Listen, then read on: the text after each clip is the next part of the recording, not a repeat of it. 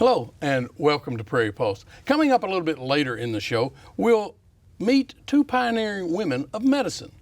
But first, joining me now is our guest, Courtney Jensen with the North Dakota Department of Commerce. You're the Director of Strategy and Transformation.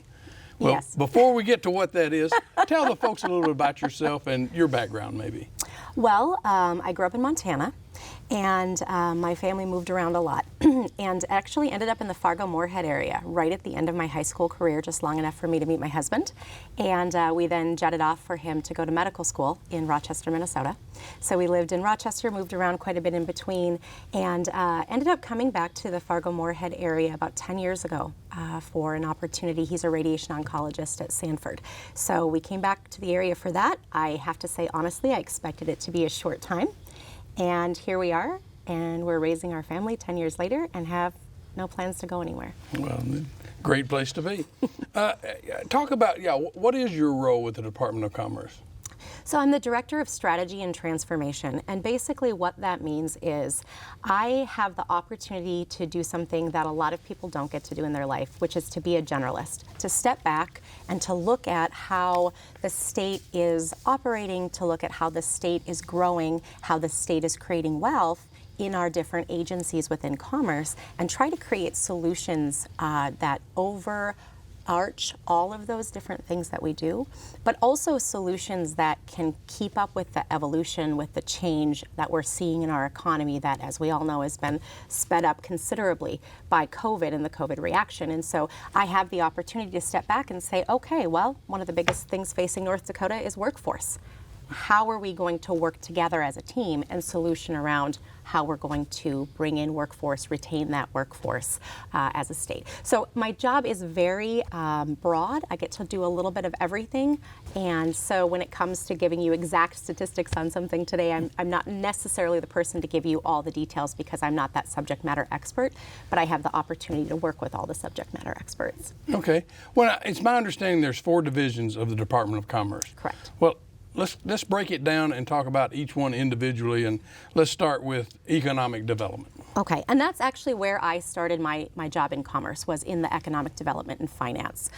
So economic development and finance is, like all of the agencies, tasked with growing the wealth of North Dakota, right? It's our goal to grow that wealth, to retain that wealth, to diversify that wealth for the state so that we can have the quality of life that I just mentioned attracted me and kept me in North Dakota, right? So that's the role. So we're really looking at what are those primary sector industries, those industries that bring wealth in from the outside of the state and increase our wealth. So we have economic development people who go and work with these industries to attract the industries, to grow those industries in the state. But then we also have the finance part of economic development and finance.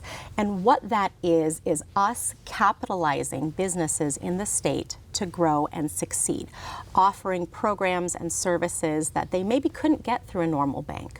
We work very closely, our economic development and finance team works very closely with all of the different funding options in the state. We work with banks. We work with Bank of North Dakota and their programs. But then we also have our own program, which is the North Dakota Development Fund. And that's capital and equity investment, both options for businesses to grow in the state, especially sometimes where there's not the opportunity to get that capital somewhere else.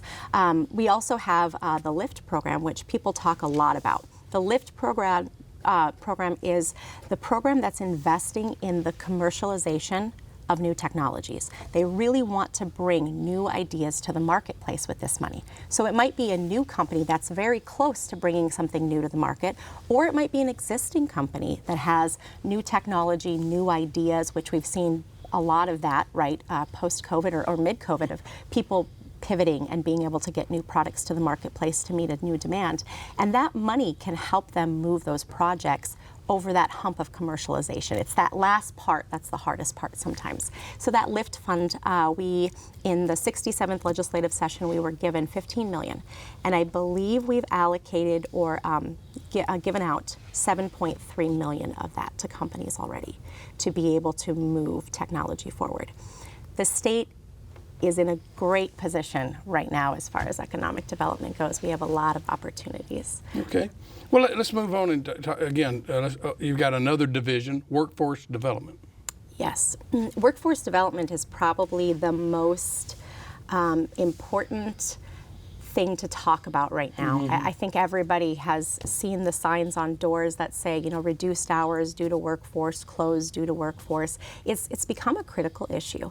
And our workforce division is tiny, 4 people, but very mighty.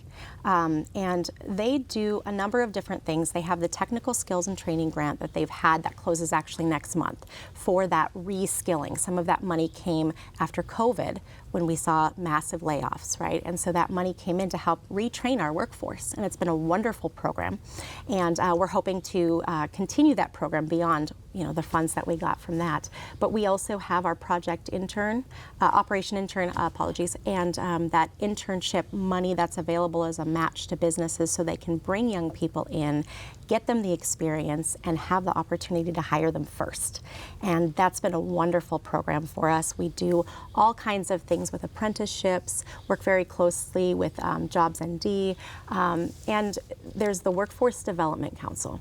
And the Workforce Development Council has really become a critical piece for the state. It's a group of professionals in our communities, geographically diverse, industry diverse, who come together to talk about how do we solve our workforce crisis. It's not one solution, it's got to be many solutions. So when you bring those people to the table to sit down and say, what has worked, what might work, what could work, it's a really powerful group, and our workforce division runs that as well. Well, I keep wanting to ask you how COVID's affected each one, but we'll come back to that. Another division you have, community services? And community services exists to make the communities we want to live in, the communities we want to build businesses in. We've talked a little bit about, again, already, me saying that we moved here and we stayed here. And we stayed here because we are in a vibrant community that we can see ourselves in, that we see people supported. And so community services is the arm of commerce that really makes that happen, makes those communities vibrant, makes sure people have access to what they need in those communities, and also to help guide them through the process of getting those resources. Because some of those grants and things, the federal grants, the HUD grants, they're complicated.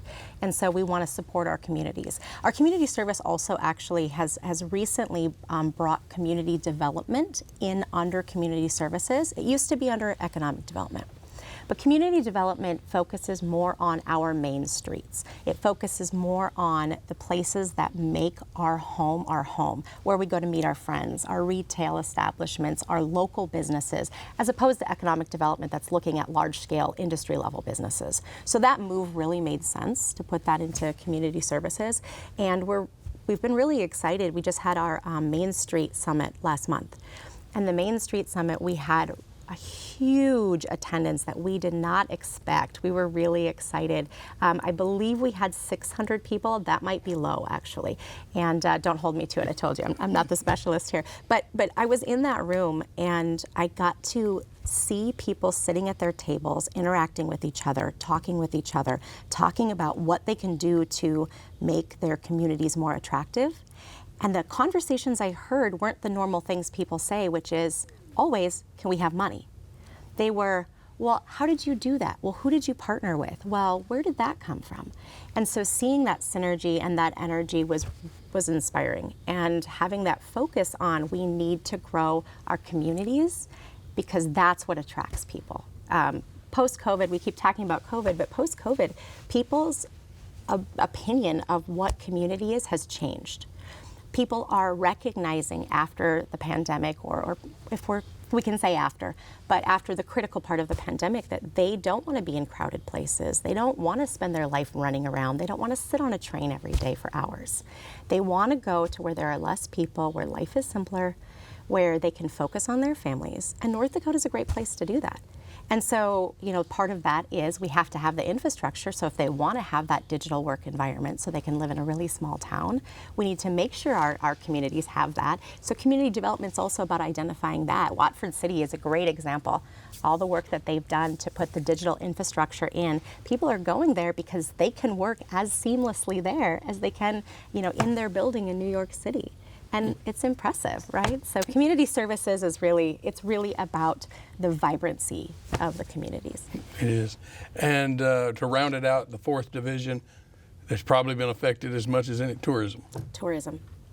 Tourism is one of those divisions that it sounds like it should just be the hotels and the attractions, right? But tourism also encompasses our restaurants, our cafes, our coffee shops, our retail locations, a lot of those community events that we talk about, a lot of those community businesses that I mentioned with Main Street, a lot of that is pulled into tourism.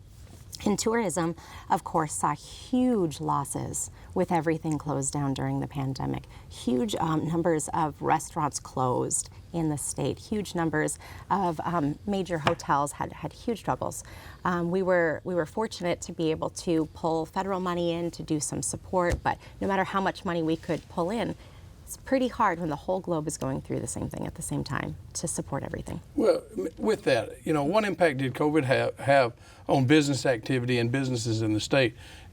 I know it hurt a lot of businesses, but it also created opportunity. It did. It's interesting that you said it that way because I think that North Dakota has had a digital revolution that we would not have had or needed had we not hit the pandemic. Some of our businesses that never had to put anything online, never had to do different solutioning around how they get their product or service out, were able to grow in a way that's been really impressive.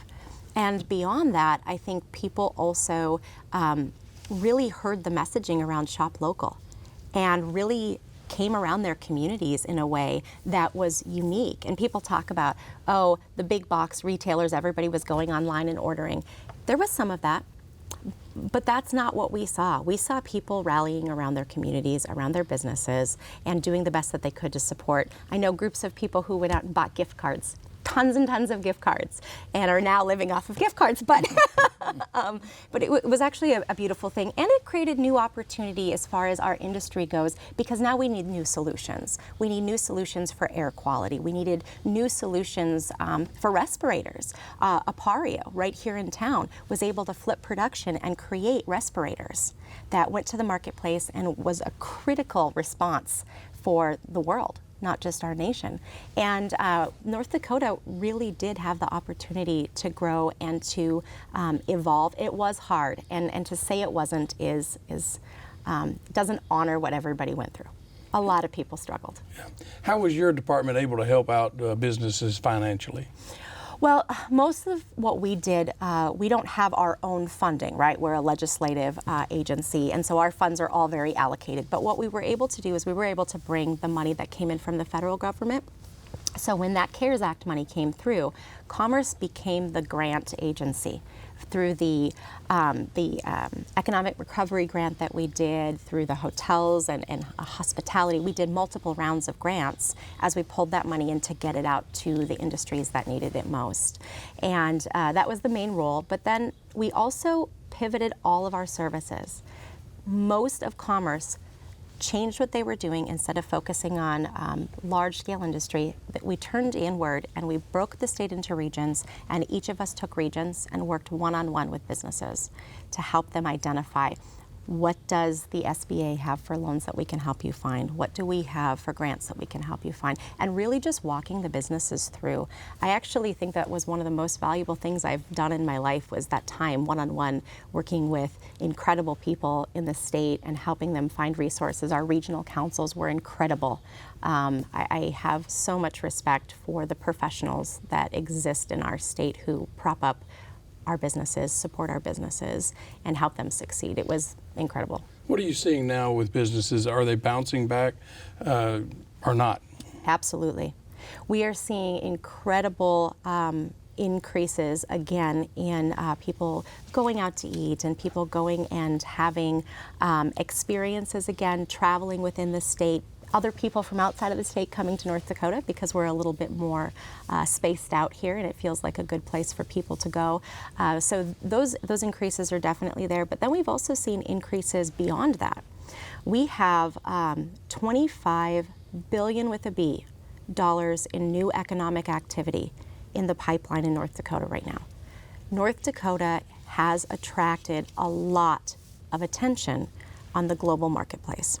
Some of that has been our response post-COVID. Some of that has been really trying to get the message out about what we're doing in North Dakota, how innovative we are, what our farmers do that is innovative and unique and defines that cutting edge of ag technology.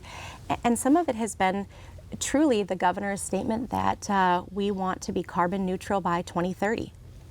That's been a big driver of a lot of the projects that we've seen coming to the state. And so Mitsubishi is going to be building a blue hydrogen plant in Beulah. We have another hydrogen project that's coming through. I think 13 billion of those projects that we're talking about are all clean energy projects. We have a big gas to liquids facility that our development fund just gave the $3 million to kick that project off. Cerulean is coming, and so they're going to be coming and starting their project. And the timing of North Dakota right now is so exciting. There's so much happening. We have so much opportunity, and again, it's global attention. Our biggest barrier is workforce. Well, there you go. What's North Dakota's current unemployment rate? And a lot of businesses struggling to find workers. So the last number I heard was 2.4% unemployment. That's effectively zero. And it's interesting because the rest of the country is dealing with a workforce shortage because people are not coming back after they got some federal funding, right? That's not really what we're seeing here. That's not what we're seeing. We are seeing, yep, we had some people in the post-COVID go back home, stay with their children, make the decision that life doesn't need to be this busy. We can live on less, but really of the people who want to work and can work, they are working. And so we're in a position now with 2.4% unemployment that we really need to come up with some new strategies. And some of that is retraining the workforce we have, but some of that is bringing new people in, attracting new talent, and attracting the kind of talent we want in our communities. Yeah. What about the Canadian border being closed? How much did that affect us? So the Canadian border has been a huge issue. So the Canadian border has been closed basically throughout all of COVID. It's been over a year, and it's actually been 18 months. And we've lost 672,000 visits to North Dakota. And that is a significant change. That the Canadian border is, especially the northern part of our state, is where a lot of that economic activity comes from. So we're excited because they are looking to reopen the border. We're hoping within the next month we'll see the border reopen. Our Commerce Tourism Department has been fantastic and has been very thoughtful about this and doing advertising, not just in the summer times when they usually do, but really advertising to those Canadians. We want you back, welcome back, and really doing that over a long period of time. So we're expecting we're going to see quite a rush and quite a number of our northern friends coming to visit us again soon. You know, what impact do you think the new Amazon plant in Fargo will have? It's interesting because having it here is fantastic. It's wonderful for our community. The timing is hard because of the jobs that are needed to operate that facility. The timing is challenging. And the wonderful thing about a name like Amazon is they can attract. They're well known. So we're really hoping that we can work with them to utilize their name to attract people from outside to come in and help fill those jobs. The last number I heard was that they were at 17% higher of what they need eventually for their entire project. So we have a ways to go there. The facility itself, I don't think is going to impact our shopping habits, right? It's a fulfillment facility. It's more what it will do with us, or to us with workforce. Mm-hmm. So what do you think the long-term economic outlook for the state is? It's fantastic. When I say we have $25 billion in new projects in the pipeline, and we're looking at what, a $70 billion economy as a state, that's almost doubling. And that's before we've done our trade mission that we're going on to Japan to meet with a lot of these companies in June of 22 that want to come and invest here. That's before that. And with the energy projects we have, with the caverns that we have naturally in North Dakota under us, we have space to store 500 years of North Dakota carbon production. North Dakota produced carbon, 500 years, we can put it underground, sink it in a cavern, and store it. Yeah, That's fantastic. If people want more information, where can they go? Who can they contact? Oh, northdakota.gov. Just go to the North Dakota website and visit us at Commerce. Look at the different pages. Look at all the different things that we have going on. Everybody is welcome to reach out to me as well. I told you I'm a generalist. Courtney Jensen, Department of Commerce. I'm not hard to find. Well, Courtney, thanks so much for joining us today. Thank you for having me. Stay tuned for more.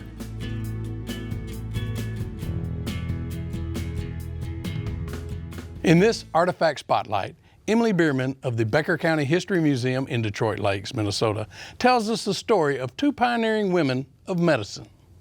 My name is Emily Bierman from the Becker County Museum in Detroit Lakes, Minnesota, and this is our Artifact Spotlight.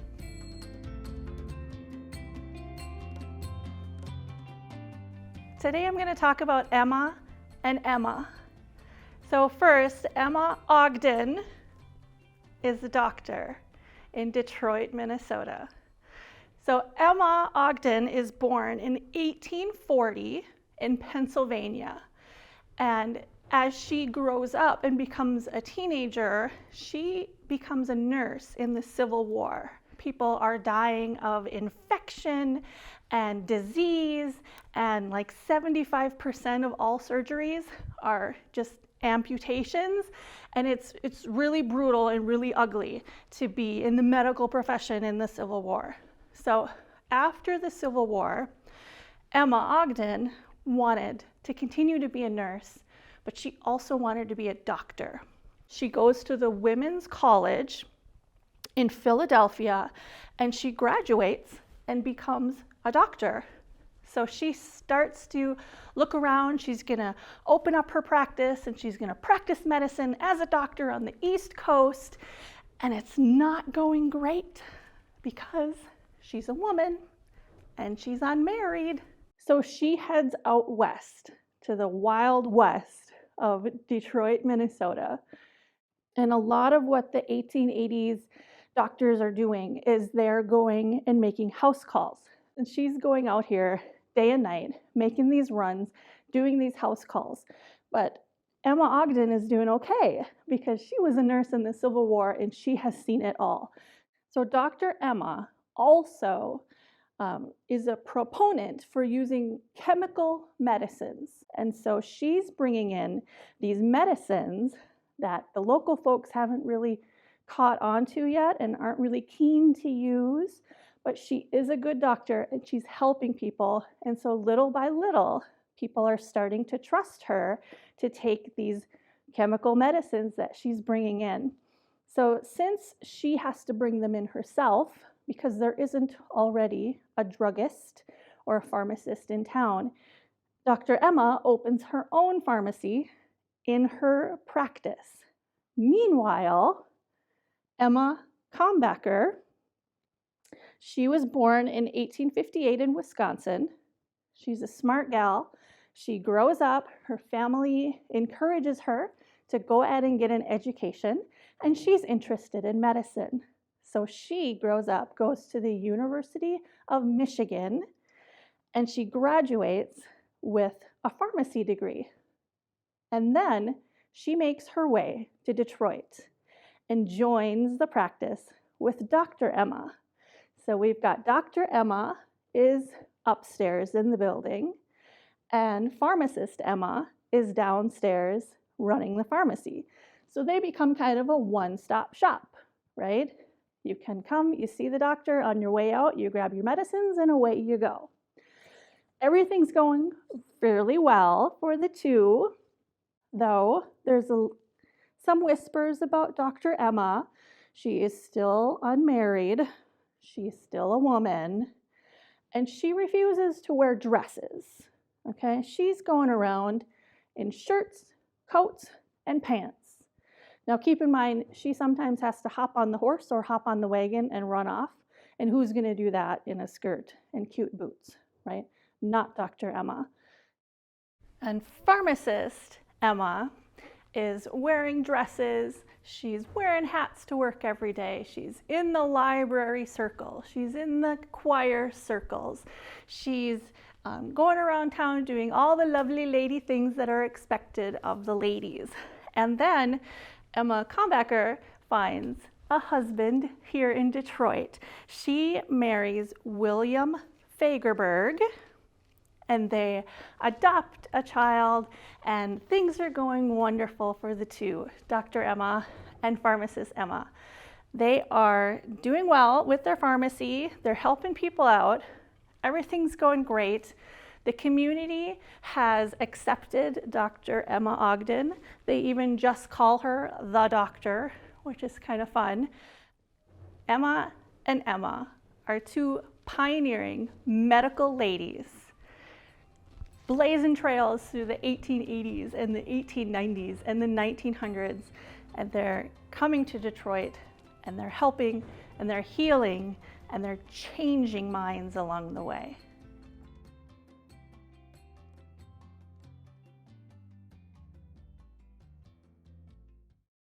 Well, that's all we have this week on Prairie Pulse. And as always, thanks for watching.